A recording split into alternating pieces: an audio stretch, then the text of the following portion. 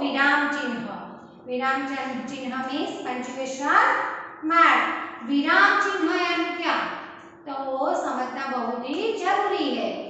विराम, विराम यानी आपको पता है हमारे स्कूल में भी जब आप स्कूल आते हो रेगुलर तो भी विराम होता है ना, यानी कि ब्रेक, रिसेस, ब्रेक लेना बहुत ही जीवन में विराम लेना बहुत ही जरूरी है।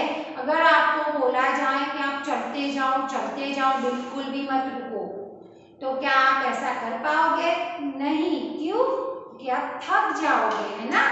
तो हमारे जीवन में विराम का बहुत ही जरूरी है, क्योंकि विराम नहीं होगा तो पूरा जीवन थकावट वाला लगेगा। इस तरीके से पढ़ाई में भी, पढ़ने में भी विराम चिन्ह बहुत ही जरूरी है। अगर आप कोई सेंटेंस लिख रहे हो तो दशरथ राजा के 4 पुत्र थे, राम लक्ष्मण शत्रुघ्न भरत, ऐसे लिखते हो तो और आगे आकर बिल्कुल रुकते ही नहीं हो तो वो सेंटेंस रॉन्ग होगा। उसके अंदर यानी कि राम तो अल्प विराम, लक्ष्मण अल्प विराम, भरत और शत्रुघ्न, और लास्ट में हमें पूर्ण विराम रखना पड़ता है, तब जाके हमारे जो वाक्य रचना है वो सही होती है। तो आपको समझ में आया कि विराम बहुत ही जरूरी है। तो हम आज सीख रहे हैं विराम चिन्ह। ओके, चलो स्टार्ट कर देते हैं।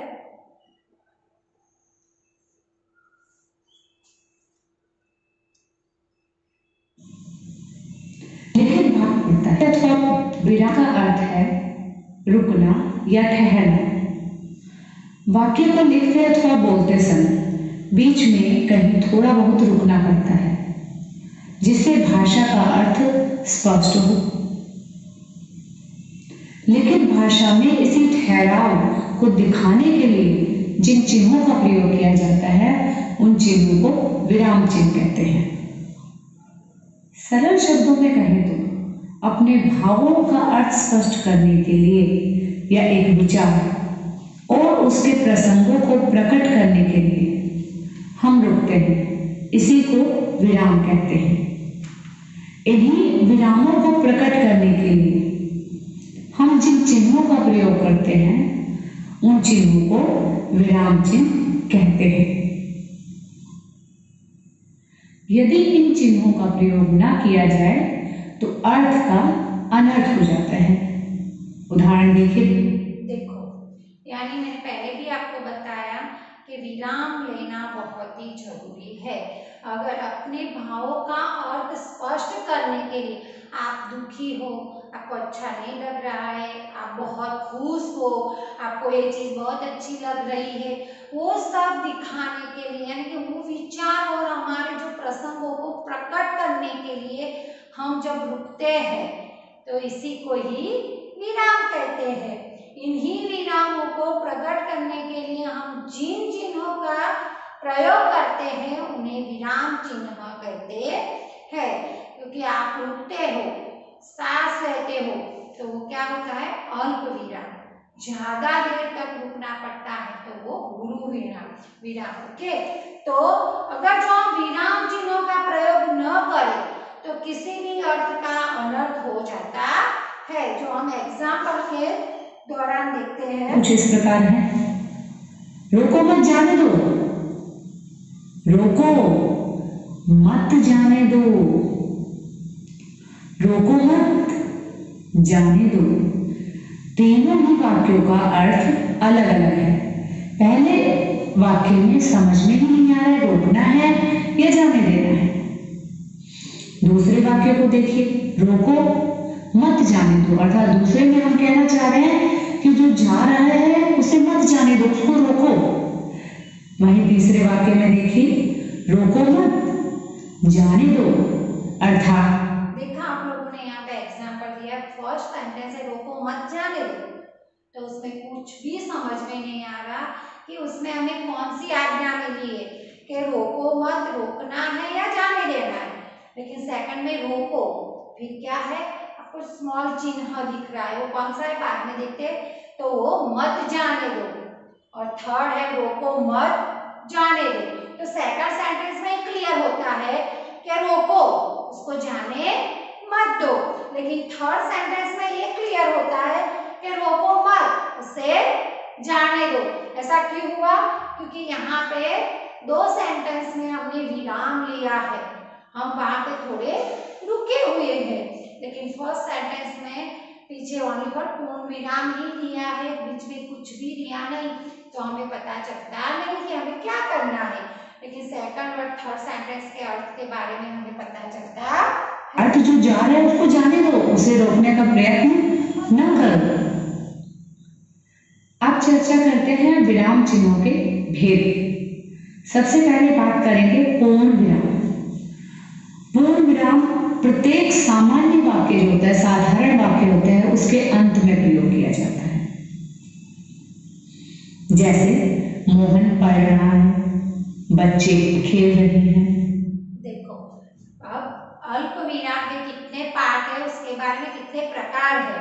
तो पूर्ण विराम फर्स्ट है, उसका पूर्ण विराम। तो चिन्ह इस तरह से लगाया जाता है।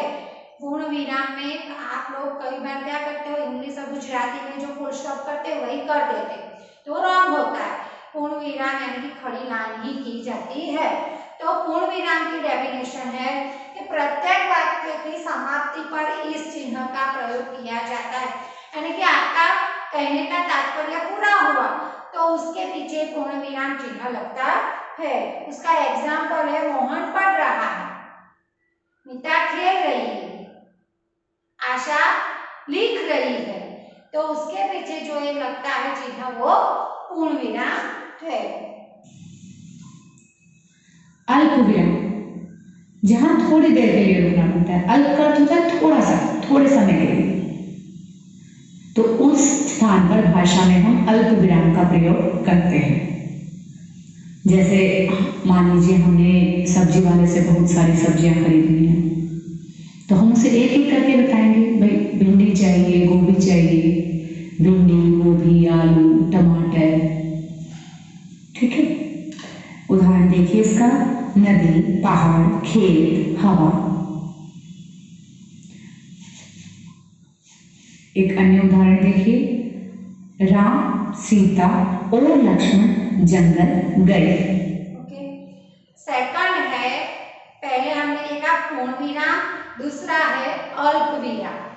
ओके, ये अल्प विराम का चिन्ह है, यानी कि जहां थोड़ी ही देर, थोड़ी सी देर के लिए रुकना पड़े तो वहां अल्प विराम चिन्ह लगता है, वहां अल्प विराम चिन्ह का प्रयोग होता है।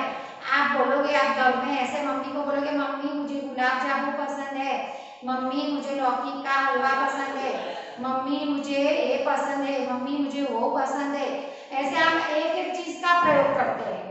तो ऐसे नहीं, आप ऐसे बोल सकते हो, मम्मी मुझे गुलाब जामुन, लौकी का हलवा, सारी चीजें आदि आदि पसंद है, तो वो बीच में थोड़ी देर रुके तो ये चिन्ह लगता है। यानी कि पहले भी मैंने बताया, आप बोलोगे मेरी सहेली नीता है, मेरी सहेली आशा है, मेरी सहेली रेखा है, मेरी सहेली फाल्गुनी है, मेरी सहेली मीनल है, मेरी सहेली मिश्वा है, मेरी सहेली हेतल है, मेरी सहेली जिया है।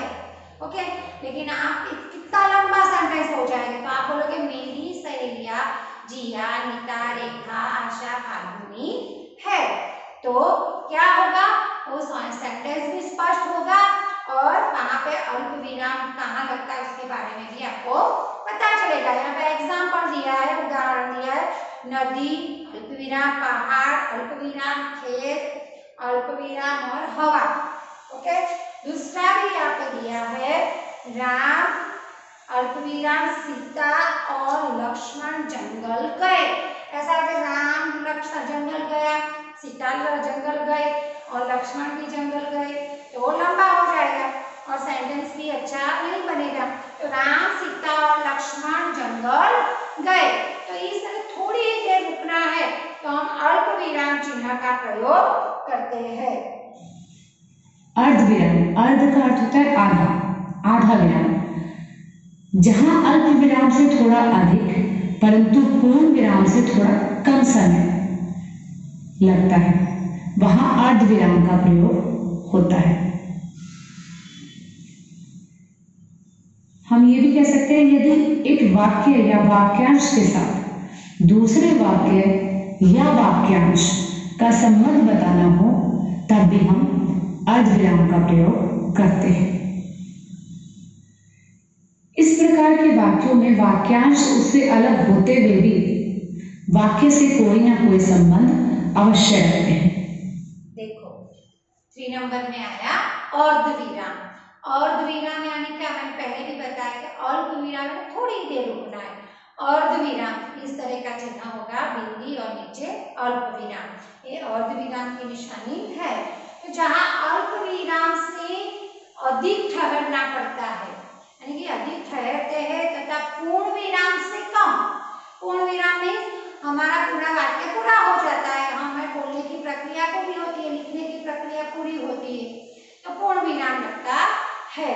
लेकिन अल्प विराम से ज्यादा, पूर्ण विराम से कम, तो ये अर्धविराम का चिन्ह लगाया जाता है। यानी कि यदि एक वाक्य या वाक्यांश के साथ दूसरे वाक्य या वाक्यांश का संबंध बताना हो तो वहां अर्धविराम का प्रयोग होता है। एक वाक्य या वाक्यांश, उसके साथ दूसरे वाक्य और उसका भी वाक्यांश का संबंध, उन दोनों के बीच में क्या रिलेशन है वो बताना होता है, तो अर्धविराम का प्रयोग होता है। इस प्रकार के वाक्यों में वाक्यांश दूसरे से अलग होते हैं। ये जो वाक्य होता है उससे उसका वाक्यांश होता है पीछे वाला, वो थोड़ा अलग होता है, दोनों में कुछ ना कुछ संबंध रहता है, तभी ये अर्धविराम का प्रयोग होता है। एग्जाम्पल देखो, वह एक धूर्त आदमी है, तो रुक गए, ज्यादा रुका, वह एक धूर्त आदमी है, ऐसा उसके मित्र भी मानते हैं। ओके, तो ये पूर्ण विराम पीछे लगा, लेकिन आगे हमें वह एक धूर्त आदमी है, ऐसा उसके मित्र भी मानते हैं, तो ये हुआ अर्धविराम। ओके, सेकंड एग्जांपल है, यह घड़ी ज्यादा दिनों तक नहीं चलेगी। क्या है, यह घड़ी ज्यादा दिनों तक नहीं चलेगी, तो अर्धविराम, यह बहुत सस्ती है। ओके, तो ये अल्प विराम से ज्यादा और पूर्ण विराम से कम रुकना पड़ा है, तो ये अर्धविराम लगता है। यहाँ कुछ उदाहरण देखते हैं। वह एक धूर्त आदमी है, ऐसा उसके मित्र भी मानते हैं। यह घड़ी ज्यादा दिनों तक नहीं चलेगी, यह बहुत सस्ती है। प्रश्नवाचक चिन्ह, इसके नाम से ही इसका अर्थ निकल आता है प्रश्न, प्रश्न करना।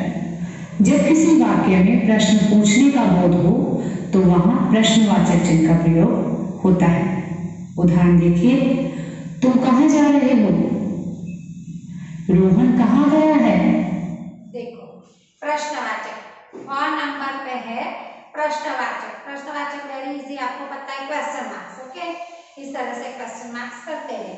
तो जब किसी वाक्य में प्रश्न पूछने का बोध हो तो वहां प्रश्नवाचक चिन्ह लगाया जाए। कि किसी को क्वेश्चन किया, तुम कब आएगी, है ना, तो तुम कब आएगी, तो वो भी पीछे प्रश्न।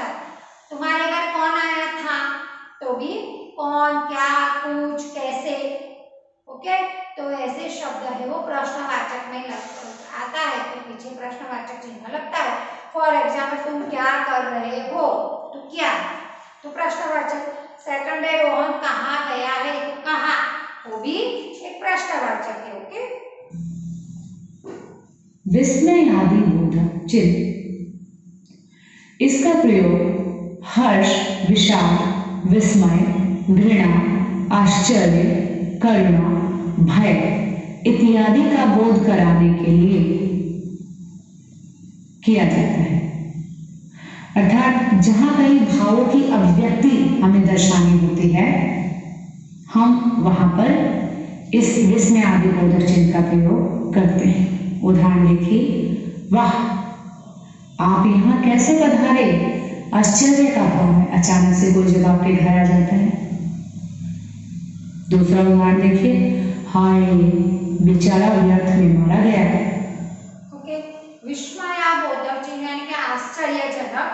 चिन्ह, तो इसको इस तरह से लगाया जाता है।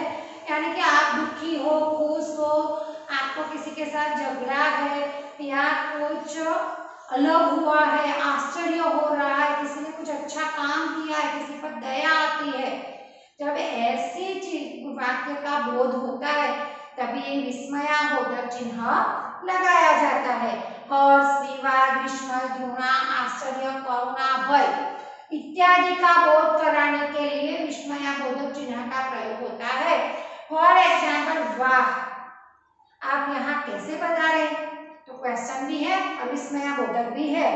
हाय, बेचारा व्यर्थ में मारा गया, तो उसमें भी हाय और वाह के पीछे जो चिन्ह है वो विस्मयाबोधक चिन्ह है।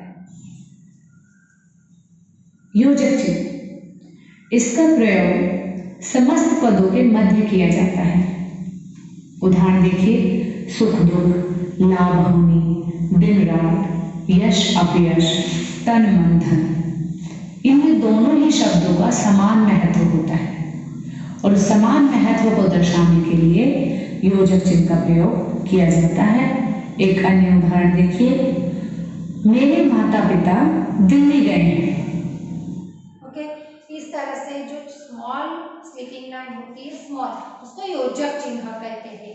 तो जो इसका प्रयोग कर समस्त पदों के मध्य में किया जाता है, यानी सुख दुख, लाभ हानि, दिन रात, यश अपयश, तन मन धन, तो ये जो शब्द है उसके बीच में होता है, इसको योजक चिन्ह कहते हैं। मेरे माता पिता दिल्ली गए, ओके, भाई बहन, तो जो पद के बीच में लगाया जाता है वो योजक चिन्ह है। निर्देशक चिन्ह, निर्देशक चिन्ह का प्रयोग विषय, विवाद संबंधी प्रत्येक शीर्षक के आगे, उदाहरण के पश्चात, कथा उपकथन के नाम के आगे किया जाता है। इसको रेखा चिन्ह के नाम से भी जाना जाता है। देखो, आपने देखा योजक चिन्ह बहुत स्मॉल था, छोटा था, लेकिन निर्देशक चिन्ह थोड़ा बड़ा है। देखा आप लोगों ने, ये निर्देशक चिन्ह है। तो निर्देशक चिन्ह का प्रयोग विषय, विवाद संबंधी प्रत्येक शीर्षक के आगे हम लगाते हैं ना, उदाहरण के पश्चात, यानी कथोपकथन के नाम के आगे किया जाता है। इसको रेखा चिन्ह के नाम से भी जाना जाता है। निर्देशक चिन्ह और रेखा चिन्ह का एक ही मतलब है। उसका एग्जाम्पल है, संज्ञा के 3 भेद होते हैं। ओके, तो ये पूरा जो है कथोपकथन उसके आगे हमने लगाया है। अध्यापक तुम जा सकते हो, तो ये निर्देशक चिन्ह है। यहाँ पर उदाहरण देखिए, संज्ञा के 3 भेद होते हैं, हम यहाँ बता रहे हैं, इंस्ट्रक्ट कर रहे हैं, निर्देश दे रहे हैं। दूसरा देखिए, अध्यापक तुम जा सकते हो, अध्यापक ने निर्देश दिया, तुम जा सकते हो। अगला चिन्ह है कोष्ठक चिन्ह। कोष्ठक का प्रयोग अर्थ को और अधिक स्पष्ट करने के लिए शब्द अथवा वाक्यांश को कोष्ठक के अंदर लिखकर किया जाता है।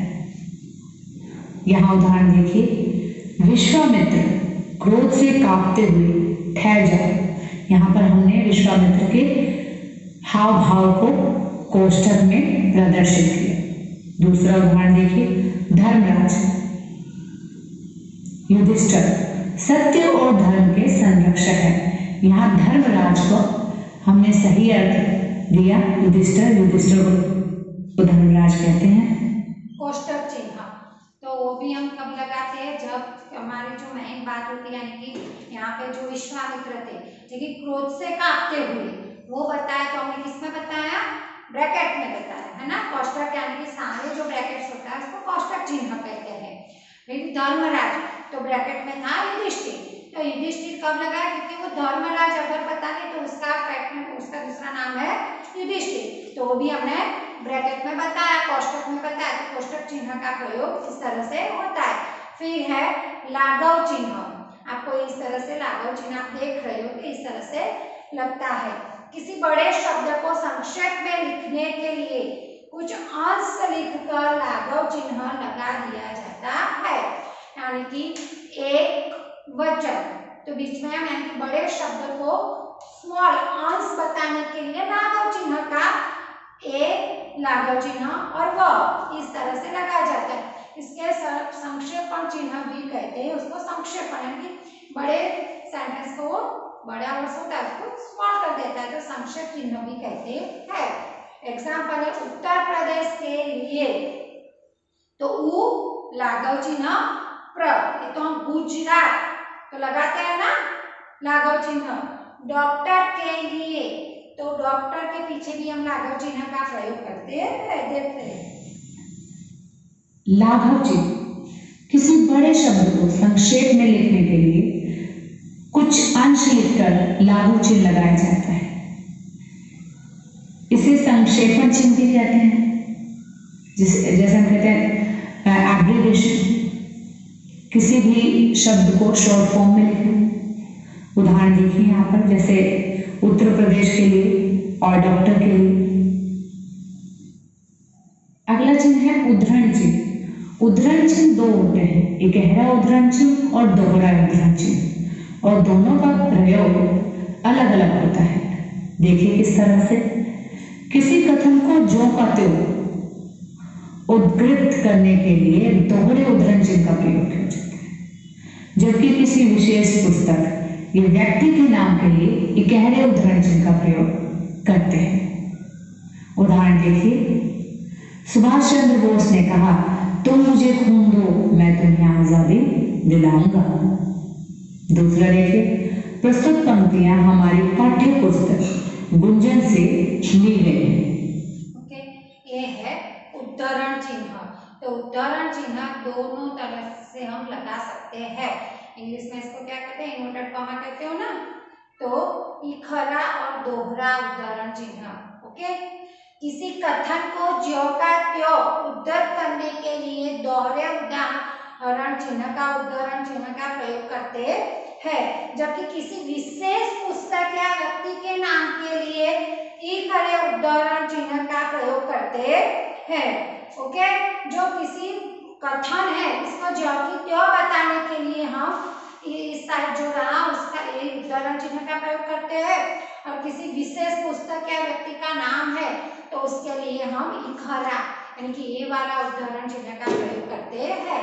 यहाँ पे एग्जांपल दिया है, सुभाष चंद्र बोस ने कहा, ये सेंटेंस है, देखो क्या कहा, तो मुझे खून दो मैं तुम्हें आजादी दिलाऊंगा। तो ये दोहरे उद्धरण चिन्ह का प्रयोग हुआ, ए वाला है।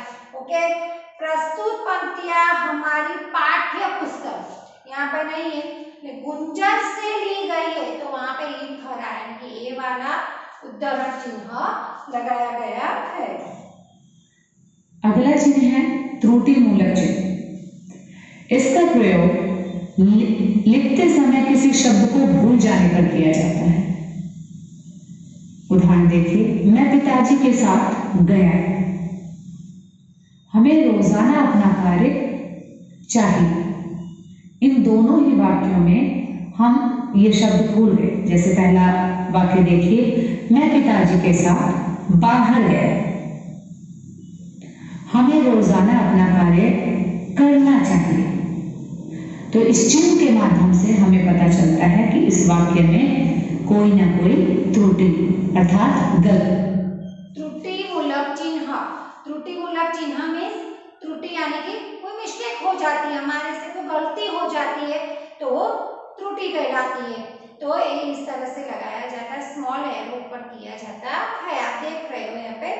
तो इसका प्रयोग लिखते समय किसी शब्द को भूल जाने पर किया जाता है। आप अगर कोई सेंटेंस लिखते हो, अगर भूल गए हो बीच वाला वर्ड, तो आप ये चिन्ह लगा सकते हो। उदाहरण दिया है, एग्जाम्पल में पिताजी के साथ देखो त्रुटि चिन्ह गया। सेकंड है, हमें रोजाना अपना कार्य त्रुटि चिन्ह है चाहिए। तो ये मैं पिताजी के साथ बाहर गया, बाहर शब्द भूल गया है तो उसने त्रुटि चिन्ह लगाया है। हमें अपना रोजाना अपना कार्य करना चाहिए, तो करना जो शब्द भूल गया है तो उसने त्रुटि चिन्ह लगाया है। तो ये थे हमारे सारे विराम चिन्ह। तो आई होप स्टूडेंट आपको विराम चिन्हों के बारे बारे में पता चल गया और अच्छी तरह से आ भी गया होगा। Thank you.